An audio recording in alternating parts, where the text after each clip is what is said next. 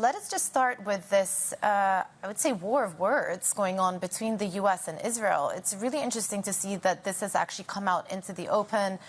Netanyahu accusing the U.S. of withholding weapons, White House denying those claims, now this report coming through of them canceling a meeting.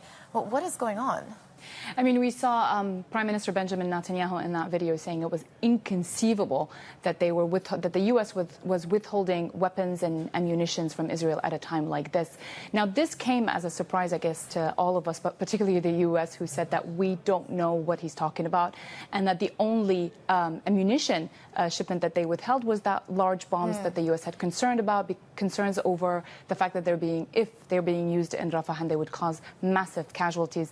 And we saw this reaction in the Axios report saying that the U.S. was very angry and they canceled this high-level meeting on Iran with Israel on Thursday. So this is yet another show of would we say, like, criticism against each other that is spilling out in public. And this isn't the first time that we saw the U.S. and Israel criticizing each other in public. I mean, people always say that the only country in the world that has leverage over Israel right now is the United States. So it is very interesting from a political standpoint to see what is happening between the two countries and the increasingly fractious relationship. But this, at the same time as we are beginning to see an increasing amount of hostilities on the Lebanon border. We've spoken about that throughout the course of the week, and it really feels like the U.S. and France are trying to mediate to stop the situation from getting worse.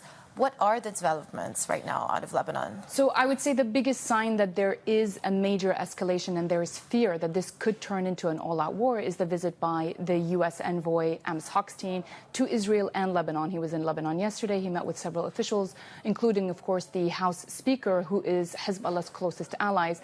And there wasn't a clear message, as we have seen, but he was saying that the time is serious and it's critical. We need to kind of get the hang of this. We need to control it, get it under control. Now, local media in Lebanon are saying that Hochstein didn't bring anything new per se, but he did say that we need to contain the situation.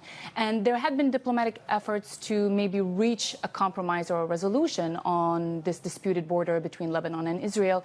But while these have, I would say, failed to reach that compromise, the diplomatic efforts have been successful in maintaining the status quo, right? Keeping this cross-border fire within the so-called rules of engagement. Yeah, I mean,